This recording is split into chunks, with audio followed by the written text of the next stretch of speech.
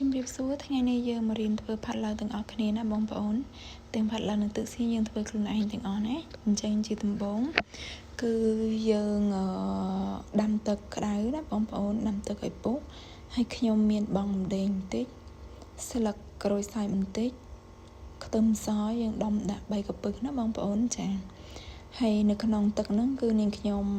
ដាក់ចូលនៅម្សៅស៊ុបមាន់បន្តិចណាបងប្អូនចាហើយយើងដាំទឹកបន្តដាំទឹកឲ្យពុះណាបងប្អូនទៅយើងយកសាច់ជ្រូករបស់យើងយកមកបង់ចំពោះការធ្វើផាត់ឡូវបងប្អូនទៅតាមចំណង់ចំណូលចិត្តណាបងប្អូនបើសិនជាបងប្អូនចូលចិត្តរបៀបធ្វើផាត់ឡូវគ្រឿងក្នុងបងប្អូនទិញគ្រឿងក្នុងមកដាក់ប៉ុន្តែថ្ងៃនេះនាងខ្ញុំមានតែក្បាលជ្រូកអញ្ចឹងនាងខ្ញុំទិញបានតែក្បាលជ្រូកអញ្ចឹងយើងមានស្លឹកកាជីជ្រូកមានអណ្ដាតមានក្បាលជ្រូកមានអីអញ្ចឹងណាបងប្អូនអញ្ចឹងយើងយកនៅពេលដែលទឹកយើងពុះគឺយើងយកសាច់ជ្រូកហ្នឹងយើងយកមកដាំទឹកសិនដើម្បីកុំឲ្យសាច់ជ្រូកយើងមានក្លិនណាបងប្អូនចាគឺយើងធ្វើបែបនេះទៅដើម្បី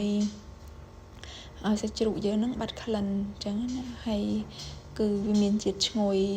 ជាតិម្ដេងស្លឹកក្រូចសើចហើយនឹងខ្ទឹមហ្នឹងណាបងប្អូនចាអញ្ចឹងគឺយើងយកមកស្ងោរចំពោះក្បាលជ្រូកនោះនាងខ្ញុំយកមកស្ងោររយៈពេលប្រហែលជា10ទៅ15នាទីណាបងប្អូនចាអញ្ចឹងយើងស្ងោរងាស់វាអញ្ចឹងបងប្អូនអញ្ចឹងគឺបន្ទាប់ពីយើងយកទៅស្ងោរគឺរយៈពេល15នាទីឃើញថាក្បាលជ្រូករបស់យើងហ្នឹងគឺរៀង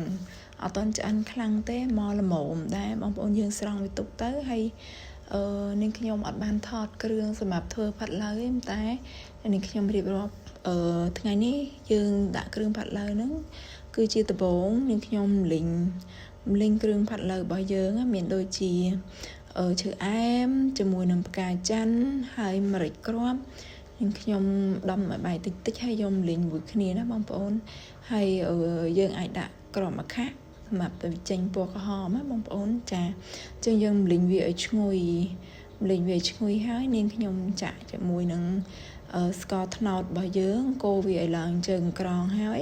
ទើបនាងខ្ញុំដាក់ក្បាលជ្រូករបស់យើងចូលណាសាច់ធ្វើផាត់ឡូវរបស់យើងចូលណាបងប្អូនចា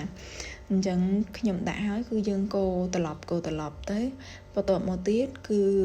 យើងងាស់ទុកចោលចំពោះការងាស់ធ្វើផាត់ឡូវហ្នឹងបងប្អូនគឺយើងត្រូវដាក់ទឹកម្ដងបន្តិចនេះយើងអាចដាក់ទឹកច្រើនបានទេបងប្អូនចាអញ្ចឹងពេលដែលយើងងាស់ទុកយូរតិចទៅយើងឃើញទឹកខាយើងថែមទឹកតិចទៀតមកណាបងប្អូនចាអញ្ចឹងម្លងពេលដែលយើងធ្វើវានឹងពេលយើងដាក់ក្បាលជ្រូកហើយគឺនាងខ្ញុំបន្ថែមជាមួយនៅ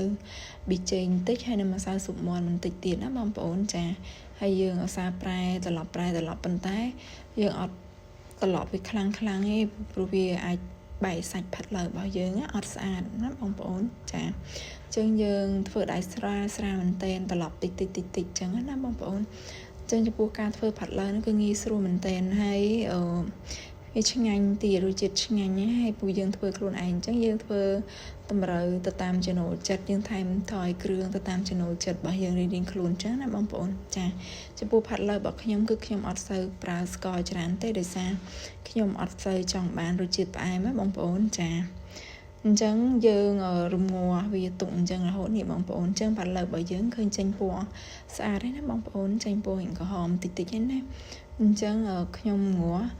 រយៈពេលប្រហែលជា30នាទីដែរដើម្បីឲ្យផាត់ឡូវរបស់យើងចូលជាតិណាបងប្អូនចា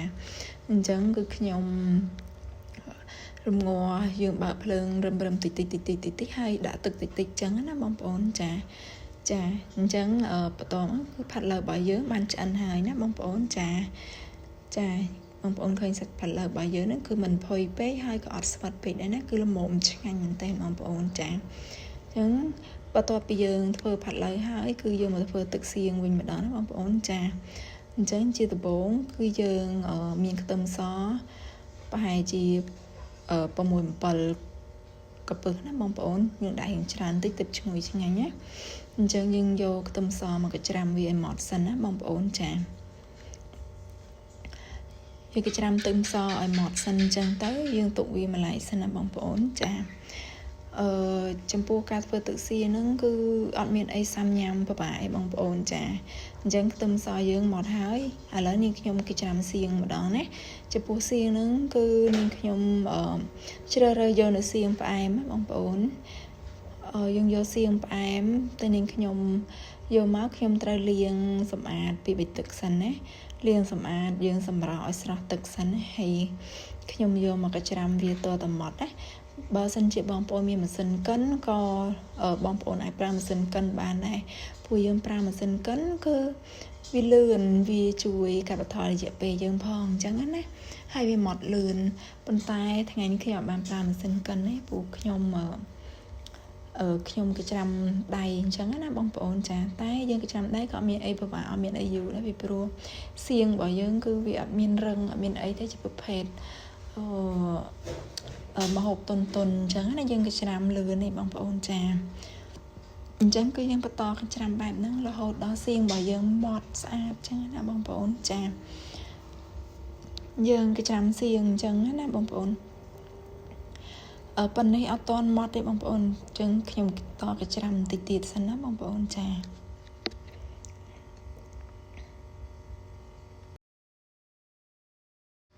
ចាអញ្ចឹងបន្ទាប់ពីសៀងយើងម៉ត់ហើយគឺនាងខ្ញុំដាក់ខ្ទះឲ្យក្តៅយើងដាក់ជាមួយប្រេងឆាតិចមកហើយយើងបំពងខ្ទឹមដែលយើងបានច្រាំមុនហ្នឹងណាបងប្អូនចា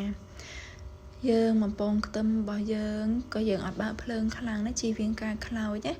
ការបំពងខ្ទឹមគឺយើងបើកភ្លើងតិចឲ្យខ្ទះក្តៅសិនហើយចាំយើងដាក់ខ្ទឹមចូលហើយយើងបំពងណាបងប្អូនចាយើងធ្វើអញ្ចឹងគឺខ្ទឹមយើងមានក្លិនឈ្ងុយល្អអញ្ចឹងវាអត់មានក្លិនខ្លោចក្លិនឆ្ងៀមទេណាបងប្អូនចាអញ្ចឹងយើងបំពងខ្ទឹមយើងក៏ហមប៉ុណ្ណឹងទៅនាងខ្ញុំបន្ថែមនៅទឹកម្ទេសចាទឹកម្ទេស2ស្លាបព្រាបងប្អូនដើម្បីយកពណ៌ឲ្យស្អាតហើយឲ្យមានរសជាតិជូរបន្តិចផងណាបងប្អូនចាហើយនេះខ្ញុំដាក់សៀងចូលណាបងប្អូនយើងឆាសៀងត្រឡប់ទៅត្រឡប់មកអញ្ចឹងទៅហើយយើងថែមជាមួយប្រេងខ្យងបន្តិចជាមួយនឹងខ្ញុំថែមប៊ីចេងបន្តិចយើងថែមស្ករសបន្តិចមកចាហើយនេះខ្ញុំថែមជាមួយនឹងទឹកត្រីបន្តិចណាបងប្អូនចាពីព្រោះសៀងរបស់យើងក៏អត់ប្រៃពេកដែរដោយសារនាងខ្ញុំលាងច្រើនទឹកមែនទែនចាព្រោះទម្លាប់របស់នាងខ្ញុំនៅពេលដែលខ្ញុំទិញសៀងយកមកញ៉ាំគឺខ្ញុំតែងតែលាងទឹកឲ្យស្អាតសិនអញ្ចឹងណាបងប្អូនចាអញ្ចឹងបន្ទាប់ពីយើងដាក់គ្រឿងរបស់យើងចូលហើយគឺយើងធ្វើការឆាត្រឡប់ទៅត្រឡប់មកហ្នឹងខ្ញុំឃើញពណ៌អីស្ទើរខ្ញុំថែមទឹកម្ទេសបន្តិចទៀតណាបងប្អូនចាអញ្ចឹងបើបងប្អូនអត់ចង់ដាក់ក៏អត់អីដែរអញ្ចឹងនាងខ្ញុំបន្តឆាអញ្ចឹងរហូតហើយយើងចាក់ទឹកចូលម្ដងតិចណាបងប្អូនចាគឺខ្ញុំចាក់ទឹកចូលហើយបើយើងមើលទៅឃើញសៀងរបស់យើងរៀងខាប់ពេកគឺយើងបន្ថែមទឹកថែមទៀតបានណាបងប្អូនចាព្រោះទឹកជ្រលក់របស់យើងបើសិនជាខាប់ពេកក៏អត់ឆ្ងាញ់ដែរអញ្ចឹងនាងខ្ញុំដាក់រៀងរាវបន្តិចដែរណាបងប្អូនចាយើងដាក់ទឹករៀងច្រើនបន្តិចទៅបន្ទាប់គឺយើងដាក់ម្ងាស់មកសន្ទុះខ្ទង់ប្រហែលជា10នាទីអីដែរណាបងប្អូនចាឲ្យសៀងយើងរៀងឆ្អិនសាច់បើថារៀងរលាយចូលគ្នាកាន់តែល្អអញ្ចឹងណាបងប្អូនចាអញ្ចឹងទឹកសៀងរបស់យើងហ្នឹងយើងរំងាស់ទុកចោលអញ្ចឹងទៅបើសិនជាយើងឃើញថាវាខាប់ពេកយើងថែមទឹកបន្តិចទៀតទៅណាបងប្អូនចា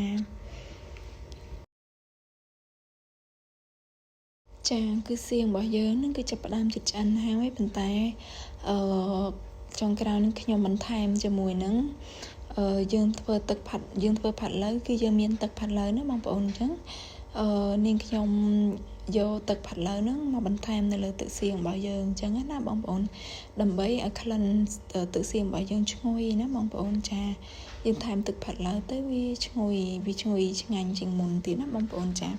ចំពោះទឹកផាត់ឡូវហ្នឹងគឺខ្ញុំដាក់ប្រហែលជា5ស្លាបព្រាបាយទេណាបងប្អូនចាព្រោះស្លាបព្រាបាយខ្ញុំរៀងទូចដែរទេចា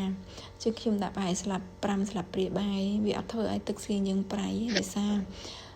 បន្តិចទៀតនាងខ្ញុំនឹងថែមទឹកបន្តិចទៀតណាបងប្អូនចាពីព្រោះមើលទៅឃើញ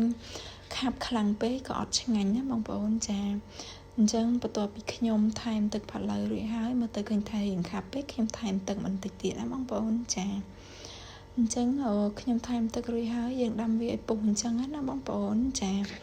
ចឹងក្នុងពេលហ្នឹងយើងមកទឹកសៀងចោលបន្តិចសិនណាហើយយើងមករៀបផាត់ឡូវចាអញ្ចឹងនេះផាត់ឡូវរបស់នាងខ្ញុំរួចរាល់ហើយបងប្អូនចា